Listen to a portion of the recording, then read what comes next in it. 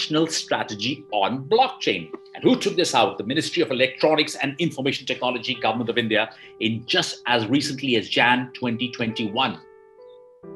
Two documents, one in 2020, one in 2021. Download them. They're public domain. They're available on the net. Go ahead.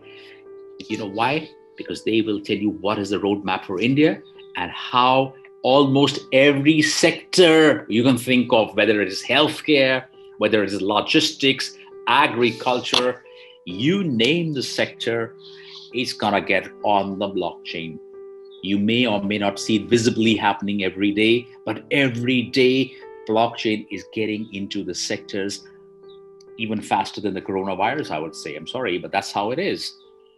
And in spite of the pandemic, which we are all unfortunately facing and all of us are struggling, here is the opportunity because there are lots and lots of things happening in this space. I'll share some of them with you as well. But download this document, any space where you are, whether you're in healthcare, whether you're in the retail sector, whether you're in the hospitality sector, IT sector, retail, wherever you are, go ahead, download the document. You will find a great help.